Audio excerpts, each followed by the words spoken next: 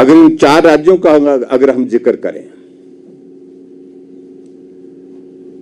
मध्य प्रदेश में जहां भारतीय जनता पार्टी की सरकार पिछले 18 वर्षों से सत्ता में थी, जहां कांग्रेस के लोग इस बात को मान करके चल रहे थे कि बहुत प्रयास करने की आवश्यकता नहीं है, एंटी इनकम्बेंसी इस प्रकार से है,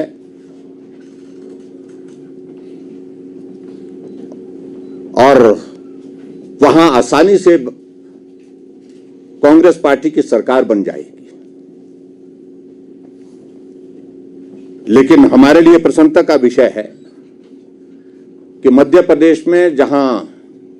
जिस प्रदेश को एक दौर में जब कांग्रेस का शासन था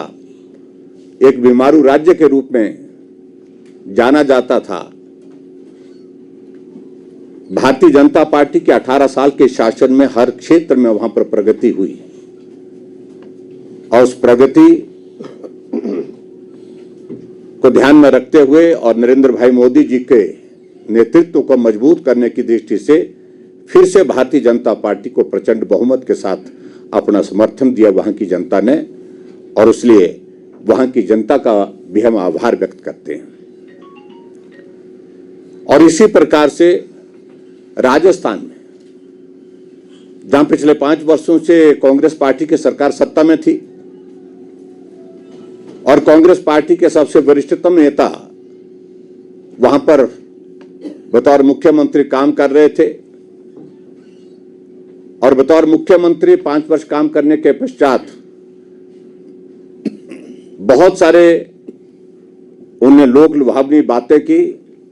गारंटियां दी, घोषणाएं की, लेकिन उसके बावजूद भी वहां पर भारतीय जनता पार्टी की शानदार जीत हुई है, और शानदार जीत के साथ राजस्थान में फिर भारतीय जनता पार्टी की सरकार सत्ता में आई है। और इसी प्रकार से छत्तीसगढ़ के मुख्यमंत्री बघेल जी यहां हिमाचल प्रदेश के लिए भी चुनाव के दिनों में आते जाते रहे, क्योंकि उनको चुनाव का प्रभारी यहां पर घोषित किया था कांग्रेस पार्टी ने। और कांग्रेस वाले इस बात को लेकर के बार बार हर जगह कहते छत्तीसगढ़ मॉडल, लेकिन अभी हाल ही में जो चुनाव हुआ और उस चुनाव में छत्तीसगढ़ में 90 में से 54 सीटें जीत करके भारतीय जनता पार्टी सत्ता में आई, और वहां के उप मुख्यमंत्री भी चुनाव हार गए।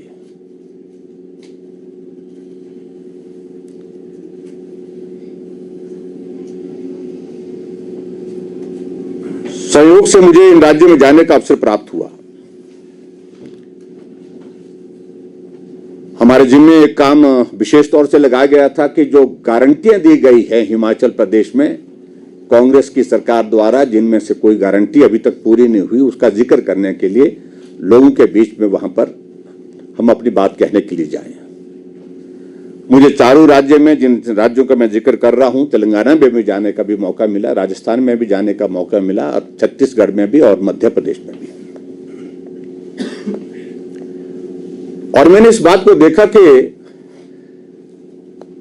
वहां झूठा प्रचार किया जा रहा था, चाहे वो राजस्थान की बात है, चाहे वो मध्य प्रदेश की बात है, चाहे वो छत्तीसगढ़ की बात है। प्रमुख रूप से इन 3 राज्यों में यही कहा जा रहा था कि हिमाचल प्रदेश में हमने 10 महीने पहले, उस वक्त चुनाव का दौर चल रहा था, 10-11 महीने का वक्त उस वक्त हुआ था, जो हमने 10 गारंटी दी थी उनमें से 10 की 10 गारंटियां हमने पूरी कर दी। ये कांग्रेस पार्टी के प्रमुख नेताओं के माध्यम से जनसभाओं में भाषण दिए जा रहे थे।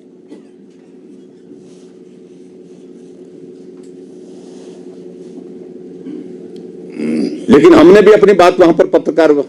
वार्ताओं में अनेक जगह रखी, और सही मायने में इन राज्यों में, विशेष तौर से जो 2 राज्य जहां पर कांग्रेस पार्टी का शासन था, वहां की हकीकत वहां पर जाकर के मालूम पड़ी। छत्तीसगढ़ में गए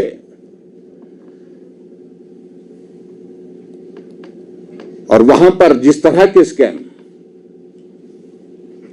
लोगों के सामने थी, छत्तीसगढ़ मॉडल की अगर कांग्रेस वाले बात कर रहे हैं तो मॉडल का अभिप्राय क्या है? वहां बहुत बड़ा कोयले का घोटाला, शराब का घोटाला वहां छत्तीसगढ़ में हुआ है, गोबर घोटाला छत्तीसगढ़ में हुआ है, जो गारंटी का जिक्र यहां पर हमारे मुख्यमंत्री महोदय जी भी कर रहे थे कि छत्तीसगढ़ में 2 रुपए किलो के हिसाब से गोबर खरीदा जा रहा है, उसमें भी घोटाला। और जो ताजा तरीन जो बात वहां पर जो बड़ा मुद्दा बना होता, वो मुद्दा बना हुआ था महादेव ऐप का। यानी कि अगर गूगल में भी उस स्थिति में आप 508 टाइप करें तो महादेव घोटाले का उसमें जिक्र आता है। करोड़ों रुपए का घोटाला। और ये घोटाले के उस वक्त के जो सारी चीजों को लेकर के उसमें जो आगे जो परतें खुल रही हैं, तो उसमें इस बात का भी जिक्र आ रहा है कहीं ना कहीं कि हिमाचल प्रदेश के प्रभारी उस वक्त के वहां के मुख्यमंत्री, जिनने पिछले कल त्याग पत्र दे दिया, बघेल जी, तो फंडिंग का काम हिमाचल प्रदेश के लिए उनके जिम्मे लगाया गया था। वो जांच का विषय है, मैं उस पर अभी ज्यादा कोई टिप्पणी नहीं करना चाहता हूं, लेकिन बहुत सारी चीजें उसमें निकलेंगी और जो हिमाचल से जुड़ी हुई निकलेंगी। हिमाचल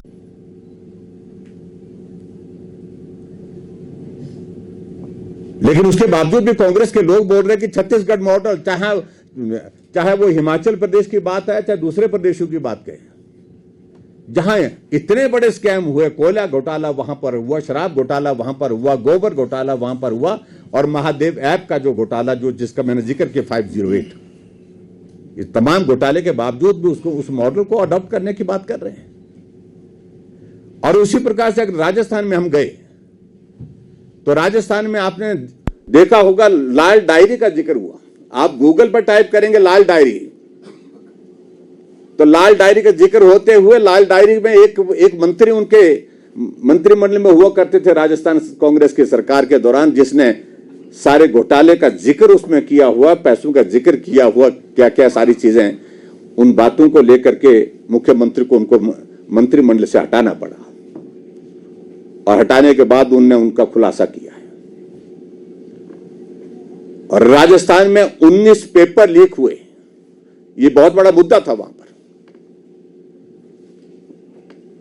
और उसी तरह से मैं अगर मध्य प्रदेश में गया तो वहां पर हमने इस बात को देखा कि कोई भी इस प्रकार का आरोप भारतीय जनता पार्टी की सरकार के ऊपर नहीं था। लाडली बहना योजना का इतना इंपैक्ट था लोगों के बीच में, और मुझे लगता है कि उसका बहुत महत्वपूर्ण रोल रहा है मध्य प्रदेश में भारतीय जनता पार्टी को पुनः सत्ता में लाने के लिए। और इसी तरह से बात आती है अगर तेलंगाना की अगर बात करें, हम तेलंगाना में गए, वहां पर एक बहुत बड़ा प्रोजेक्ट जो है उसको लेकर के बहुत बड़ा भ्रष्टाचार वहां पर हुआ है, और वहां पर बाप बेटी, उसके बाद उनके रिलेशन के सारे परिवार के लोग जिस प्रकार से प्रदेश को लूट रहे थे, वो अपने आप में एक बहुत बड़ा मुद्दा बना हुआ था। और यही कारण रहे कि जिन 2 राज्यों में कांग्रेस पार्टी की सरकार थी, वहां कांग्रेस पार्टी को लोगों ने उखाड़ फेंका। तेलंगाना में केसीआर की सरकार को उखाड़ फेंका, और जहां ठीक प्रकार से काम हुआ मध्य प्रदेश में, वहां भारतीय जनता पार्टी की सरकार के 18 वर्ष के कार्यकाल पूरा होने के बावजूद भी फिर 5 वर्ष के लिए भारतीय जनता पार्टी को अपना समर्थन दिया, सहयोग दिया, और शानदार जीत दिलाई। अगर सही मायने में अगर बात कहूं तो मैं एक बात कह सकता हूं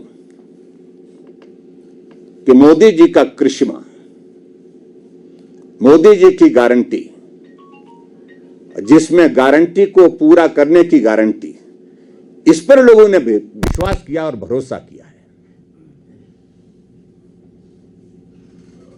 और ये जो शानदार जीत हुई है,